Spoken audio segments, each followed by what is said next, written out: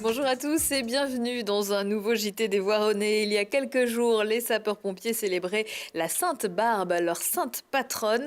L'occasion d'aller voir ce qui se passe du côté de la caserne de Voiron. Capitaine Michael Pichavon, bonjour. Bonjour. Et vous êtes en charge de cette caserne. On se retrouve, si vous le voulez bien, pour en parler dans quelques minutes. Mais avant cela, le sommaire et l'actu de la semaine. Dans sa nouvelle salle flambant neuve, Voiron a accueilli pendant 4 jours les championnats de France de badminton. Des victoires surprises chez les filles et les garçons, mais un public venu en masse. Toutes les équipes, staff et joueurs ont pu être accueillis sur le site même de la compétition grâce aux infrastructures du TSF.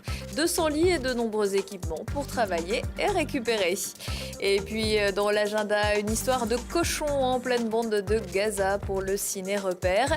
Des petits films issus du festival de la Frapna à la médiathèque et une nouvelle soirée Tréma Trémix. La victoire en volant, loin du sport loisir et de plage, le badminton est l'un des sports scolaires les plus pratiqués en France. D'un niveau supérieur, les meilleurs joueurs de badminton nationaux s'étaient donné rendez-vous à Voiron du 1er au 4 février pour les championnats de France. Une édition marquée par quelques surprises. Mathias Araez et Benjamin Belay. Pas de répit pour la Halle Everest. La salle de badminton flambant neuve du pays voironnais célébrait une première. Après avoir accueilli successivement les équipes de France masculines et féminines, l'antre du volant recevait le gratin du bad français à l'occasion des championnats de France. Écoutez, ça s'est déroulé aussi bien que nos prévisions pouvaient l'espérer. Tout le monde s'y est mis, le pays voironnais, la ville, le département, la région. La Ligue a fait un effort superbe, elle a été soutenue évidemment par la fédération, un nombre de bénévoles incroyables qui sont impliqués de façon remarquable. Cette compétition baigne dans l'huile depuis son début, c'est un véritable bonheur. Si du côté de la fédération s'attendait à une telle réussite, la surprise de ces championnats est venue des dames, où Léonie Suette a fait un véritable carton plein. La joueuse de 17 ans a en effet empoché la première place en simple et en double. Ce qui m'a fait gagner, c'est mon mental, puisque en général en compétition je suis assez fragile à ce niveau-là, et là je trouve que j'ai vraiment été battante, conquérante, et je pense que c'est ça qui a fait la différence. Et après l'ambiance ici est super, le public m'a très bien encouragée, très très contente. De la joie sur les terrains, mais aussi en tribune, où le public, aussi bien novice qu'amateur, était conquis. J'ai trouvé ça vraiment très captivant et c'était vraiment super. J'ai vraiment bien apprécié et je reviendrai avec plaisir si c'est réorganisé. Ça nous a permis de voir une compétition vraiment bien. Pour une première fois, pour nous, c'était bien. Donc je pense qu'on va revenir l'année prochaine et encore après. La fédération n'a pas encore statué sur les prochaines années, mais la Halle Everest a pour sa première montré qu'elle est à la hauteur.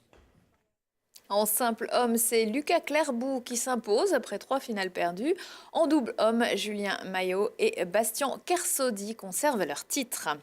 Le domaine de la bonnerie, c'est un peu au bonheur des sportifs. Depuis la reprise du site, anciennement du Creps par le pays voironnais, il ne se passe pas une semaine sans événement. C'est Tremplin Sport Formation qui gère les lieux, équipements sportifs, espaces de travail, hébergement, restauration, sport indoor et outdoor, ça ne chôme pas.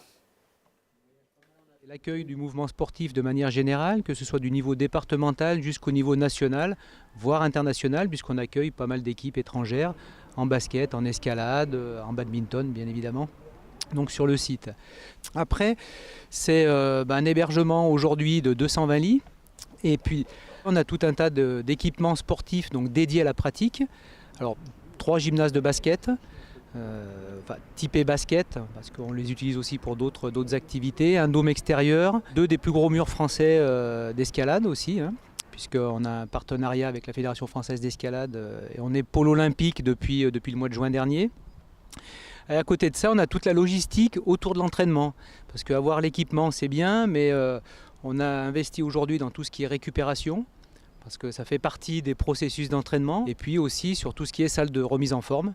Toute la partie logistique autour de la performance, on a la récupération, mais on a la préparation physique. Tremplin Sport Formation dispose notamment d'un bain de cryothérapie entre 10 et 15 degrés.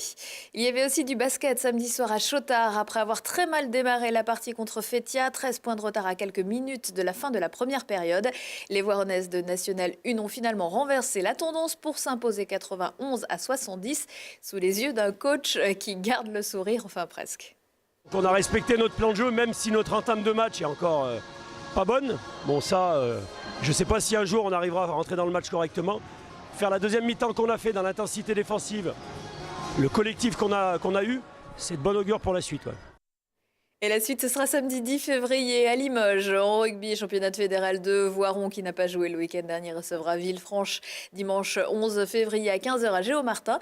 Le club voironnais a récemment été épinglé par la direction de contrôle et de gestion du rugby français qui lui reprochait un déficit de 30 000 €. Mais selon le staff qui a évoqué un malentendu, tout devrait rentrer dans l'ordre rapidement.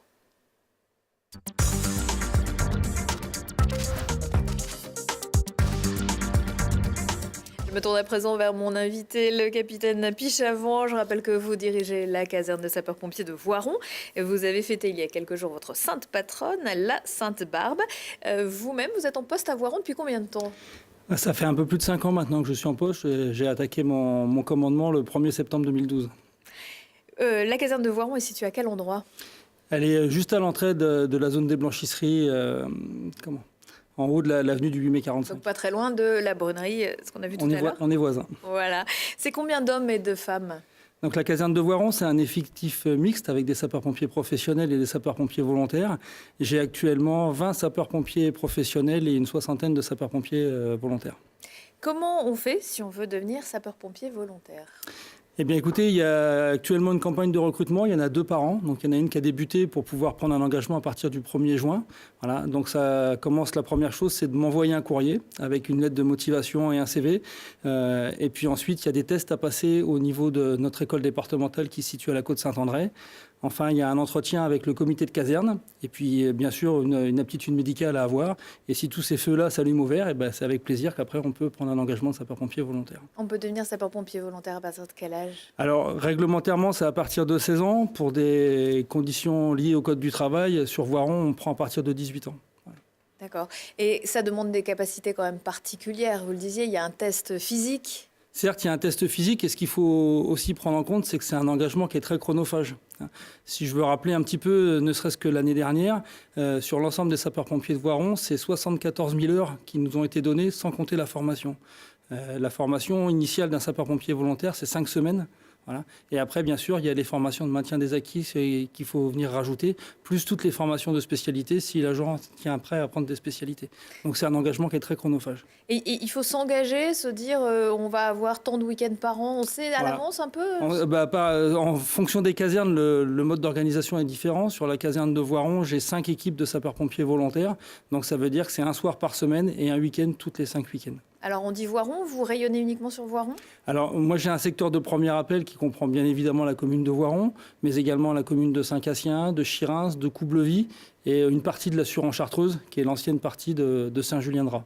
Combien d'interventions avez-vous réalisées en 2017 ? En 2017, ça fait 5 ans à peu près qu'on tourne aux alentours de 2000 interventions et on en a exactement fait 2044 l'année dernière. Alors ça peut aller de tout et n'importe quoi, j'ai envie de dire ? Oui, alors comme dans quasiment toutes les casernes de sapeurs-pompiers de France et de Navarre, le plus gros pourcentage c'est le secours à personne. Voilà. Donc c'est 1456 interventions pour secours à personne. Et puis après, bien sûr, les incendies, les accidents de circulation et tout ce qu'on appelle opérations diverses.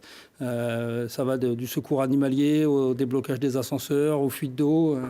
Et puis après, tout ce qui est risque technologique. On a eu d'ailleurs cette année sur la commune de Voiron une fuite de chlore à la piscine municipale. Ça, c'était une des grosses interventions ? C'est une des interventions un peu marquantes de l'année, oui. Et il y en a eu d'autres ? On a eu un feu à Baltis en février de l'année dernière. Et puis on a eu aussi un dramatique accident d'un éboueur là, qui a été fauché par une voiture et qui a perdu une jambe. Vous pouvez aussi être appelé en dehors du département ?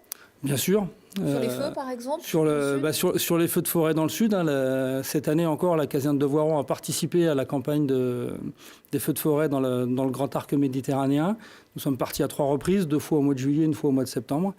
Et d'ailleurs, cette année, on y a laissé un camion. Il y a un camion qui a partiellement brûlé sur le secteur de la Baptiste-Donne dans le Vaucluse, et 4 sapeurs-pompiers qui ont été blessés, dont un qui est revenu avec des brûlures et qui a été arrêté pendant quelques semaines. Voilà, il faut y penser aussi quand on s'engage. Vous êtes également mobilisé sur une autre campagne, celle des gestes qui sauvent. Vous pouvez nous rappeler le principe? Alors, tout à fait. Le département de l'Isère, sur sa totalité, s'est engagé dans cette démarche. Donc, chaque centre du département organise tous les premiers samedis de chaque mois des campagnes des gestes qui sauvent. Donc, sur le pays voironnais, la prochaine aura lieu le 3 mars à la caserne de Beaucroissant. Il restera encore après la caserne de Charnècle, la caserne de La Murette et puis de Charavine qui reste encore organisée. Cette opération se termine le 2 juin. Voilà. Et on peut s'inscrire? Alors, s'inscrire, bien sûr, donc c'est sur le site internet du SDIS de l'Isère. Voilà. Donc, il faut être âgé de 10 ans minimum, et ça dure une durée de 2 heures, la formation. Voilà, donc c'est vraiment, ça a été créé, on va le rappeler, après les attentats pour connaître vraiment les bases, en fait. C'est surtout donner le premier maillon de la chaîne de secours, donner vraiment toutes les compétences de manière à avoir un très bon message d'alerte et que nous, on puisse après projeter sur le terrain les secours adaptés par rapport à la situation. Est-ce qu'il y a des nouveautés prévues à la caserne de Voiron pour 2018? Alors 2018, pour la caserne de Voiron, on devrait voir un petit peu notre parc de véhicules changer un petit peu. On devrait toucher une nouvelle échelle. L'échelle qu'on a actuellement nous permet d'atteindre 24 mètres en hauteur. La future devrait nous permettre d'atteindre 32 mètres. Donc ça nous permet effectivement de pouvoir avoir des solutions de secours que nous n'avons pas actuellement, avec en contrepartie des problèmes de circulation, notamment dans le centre-ville de Voiron, mais on y travaille d'ores et déjà. Bien sûr, le remplacement de notre nouveau camion qui a partiellement brûlé dans le Vaucluse cet été. Et puis plus largement à l'échelle du SDIS, il y a cette année l'organisation du Cross national des sapeurs-pompiers qui va se faire à Moirans le 17 mars. Voilà. Et puis encore plus largement, une reconstruction du SDACR, le schéma départemental d'analyse et de couverture du risque, donc avec lequel il va y avoir certainement des effets à court terme dans les différentes casernes. Voilà, vous serez sur tous les feux encore une fois. Merci beaucoup, capitaine Pichavon, et bonne continuation.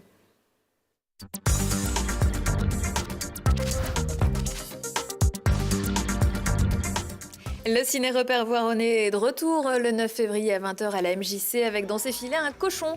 Le cochon, c'est celui trouvé par un pêcheur palestinien. Et il lui devient difficile de cacher l'intrus à son épouse, ses amis et aux militaires qui gardent la colonie juive. Un conte un peu absurde de Sylvain Estibal, César de la meilleure première œuvre en 2012. Comme d'habitude, le film sera suivi d'un débat. L'entrée est libre. Encore des histoires d'animaux sur grand écran, mais pour les plus petits, à partir de 3 ans, la médiathèque Philippe Vial, en partenariat avec la FRAPNA, propose une projection de 3 courts-métrages dans le cadre du Festival international du film Nature et Environnement décentralisé. Une histoire de licorne, une grenouille qui voulait être aussi grosse que le bœuf et autres fables d'après Jean de La Fontaine, mais aussi un petit tour dans la vraie nature à la rencontre de 4 libellules. C'est gratuit, sans réservation, mais dans la limite des places disponibles.